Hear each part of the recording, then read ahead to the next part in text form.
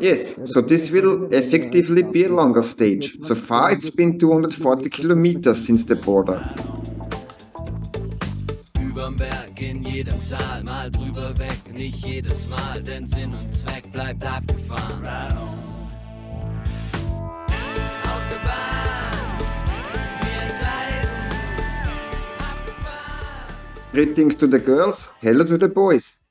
I'm setting off now, away from the border in Mauritania. Today's first stage destination is Ain Ben Tili. It's now exactly 7:31 a.m. Yeah, by the way, I've covered 5,675 kilometers on my Garmin up to the border, although I didn't have it with me for a day or two in Tindouf. That adds another good 100 kilometers or so, but that's not a big deal. This is really lovely, leisurely off-road riding now, and it's rolling along nicely. It's actually really pleasant and still cool at the moment, because it's only just 8 o'clock in the morning, the perfect time to ride around here.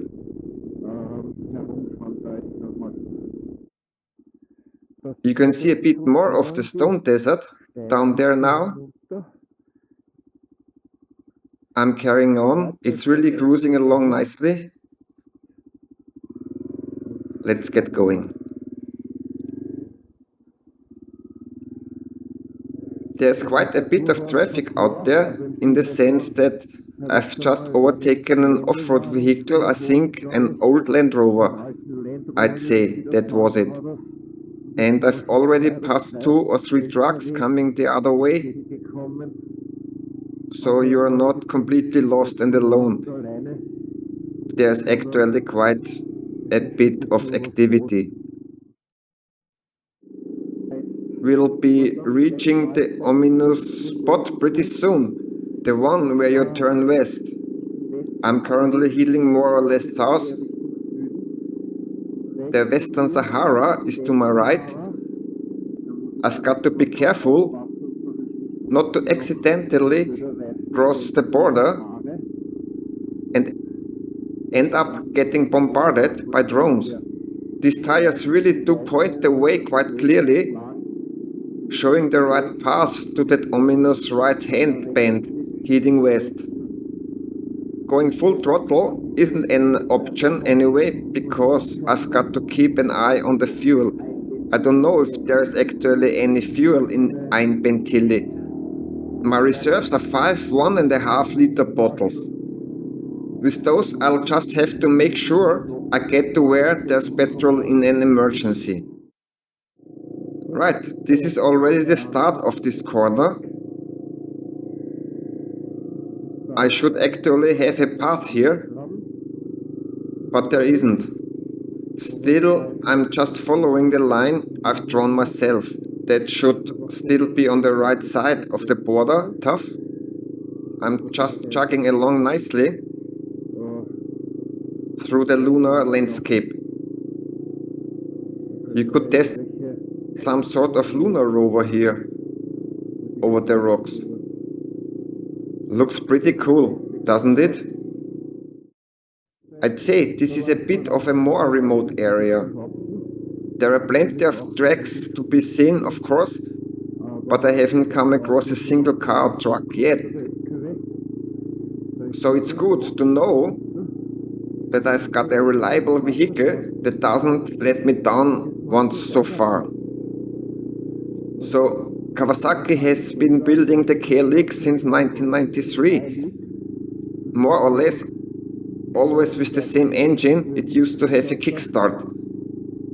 Then they just fitted an electric starter and made the odd update here and there.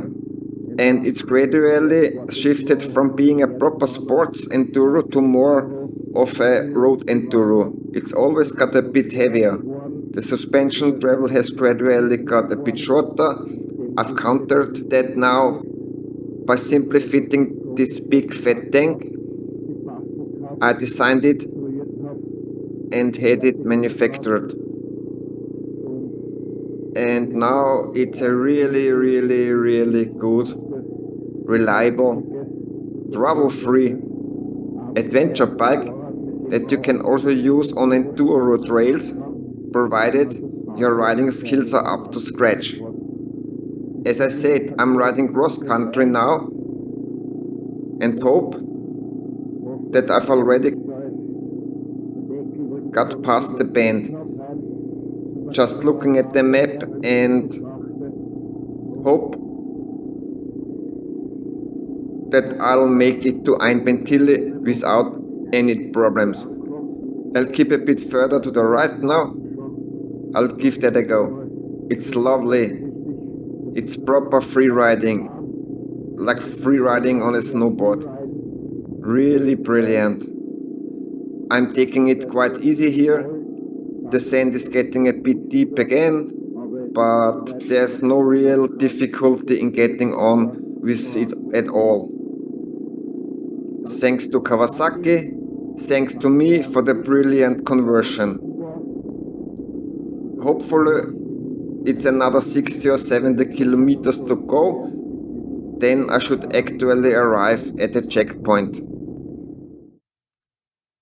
I can already see the checkpoint from here. And now it's sand again, rev up.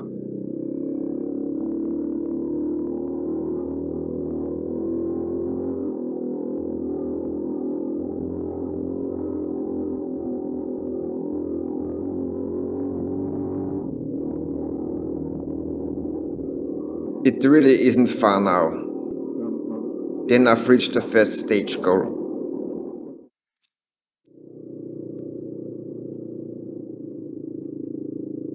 There's fuel too, at least a fuel tanker. I'll just ride there at a leisurely pace. I'm already partly decked out in the UN colors of the peacekeeping forces with this light blue, so they shouldn't be shooting at me. Let's see what happened there. I'm already curious. Yes, strange. From a distance, I've just seen a man who was waving me away, very insistently. Apparently, I'm not supposed to carry on. Now I don't know what to do, because there are still many kilometers between here and the next town. You'd probably have to ride at walking speed.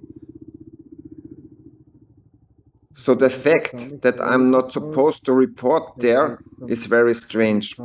Right, I'll put over somewhere in the shade and have a think.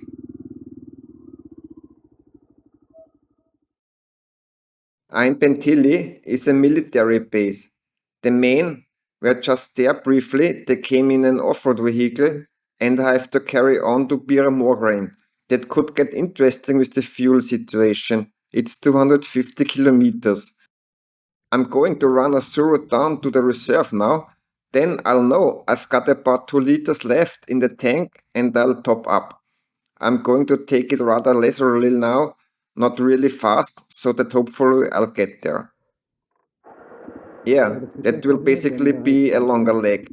So far it's been 240 kilometers since the border. According to the sat-nav, there are still 170 kilometers to go, and thankfully I'm still not on reserve. That means I've got 7.5 liters left in the bottles for 200 kilometers. Of course, I'm feeling a bit better now, more confident that I'll make it. I've been riding between 60 and 70 the whole time now, and I think I'm also lucky to have what I suspect is more of a tailwind, which of course helps enormously when the wind is on your side.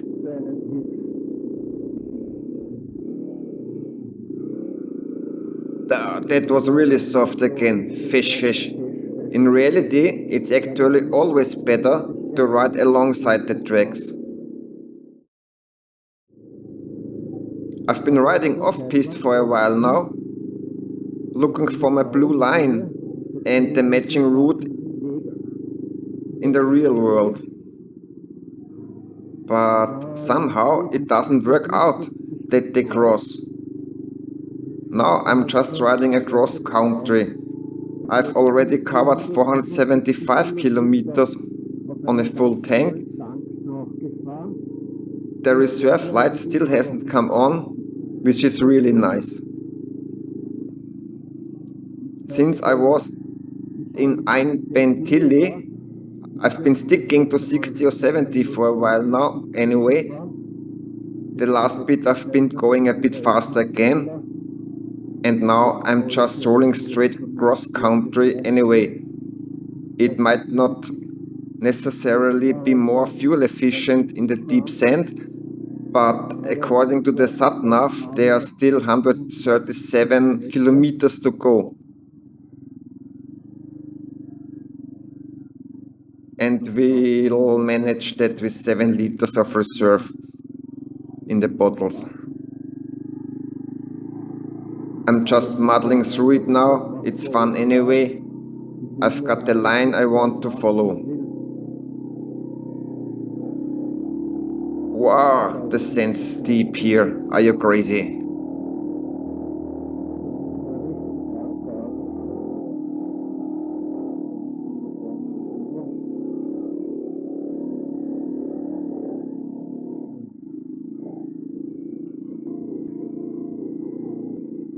I'm only doing 35 km/h here instead of 80, like on those lovely tracks earlier, but the track just doesn't seem calm.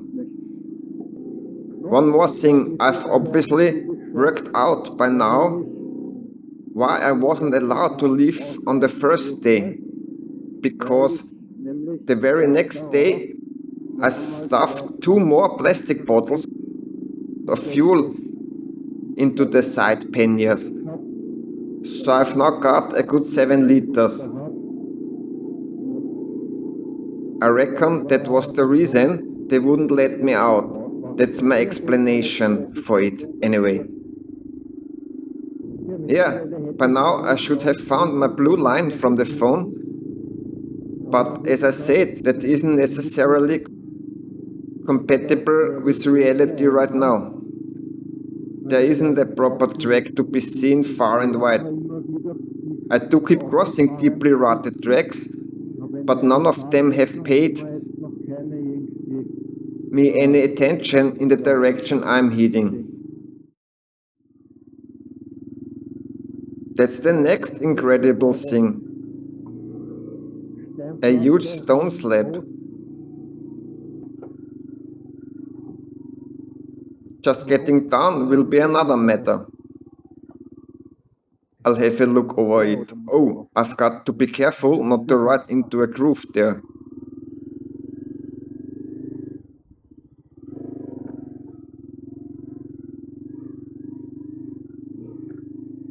Down there.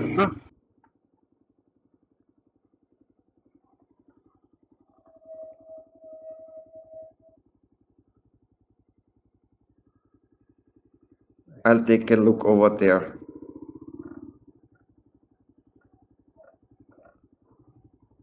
There you go. I reckon that's the way, haha.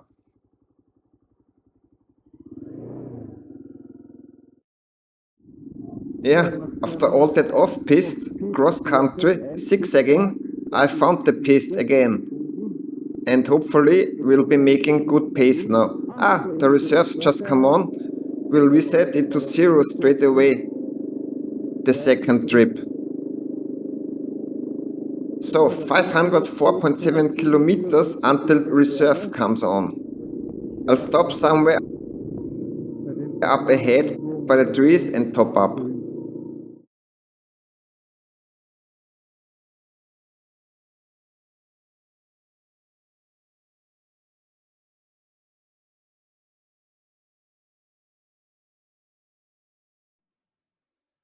And the chase continues. How far have we gone today so far? 399 kilometers from the border. That brings us to 480, 490 kilometers probably. That's not too bad. What else is there to do? Expect ride a moped around this area, isn't it? Now there's just the last 4 kilometers to the village, and I've actually made it, I reckon. Haven't had any reserve since I filled up. Let's see how to get in there.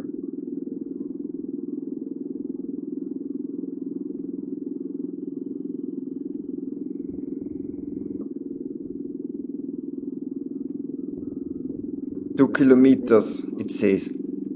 Then that's the outskirts.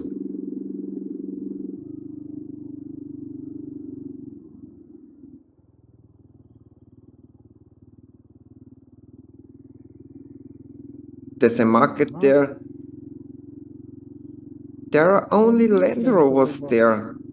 Well, since there's a petrol station sign, let's stop for a moment.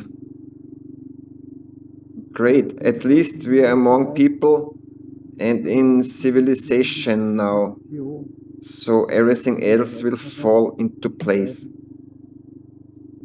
Right, I'll stop just up ahead. I'll be in touch again later. Bye for now. After all, today, contrary to expectations, I had to take a 480 kilometers because the first village is and was a military base that you are not actually supposed to ride to. That was a bit confusing for me because here and there it says you have to go there on various websites and so on during the pre-research. Was that the content, so to speak? That you have to go past there, but it isn't actually the case. I could perhaps have taken a slightly more direct route and saved myself 3, 4, 5 kilometers. Never mind, I got to see the sights instead. It was lovely riding as I set off early in the morning. The temperature was really pleasant in the morning. From midday onwards, it got warmer again, of course, but I had plenty of water, and all day long, as I said, I'd say I had a brilliant tailwind. That's why the kilometers just flew by with any trouble. I'd filled up in Algeria in Tindouf.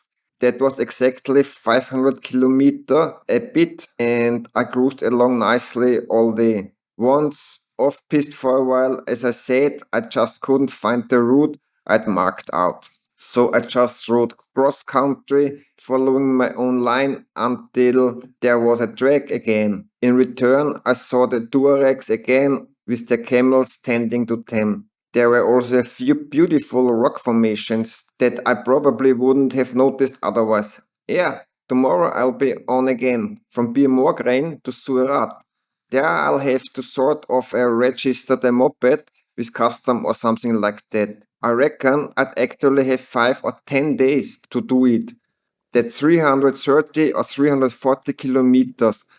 I'll top up the petrol here, of course. I've exchanged a bit of money there, not at the best rate, mind you, but at least I've got some local currency. The room threw me off a bit. The price, you'd pay that much back home too, for a slightly better room. What else is there to say? I'm pretty tired and knackered, so I leave it at that for now and look forward to you popping in again next time.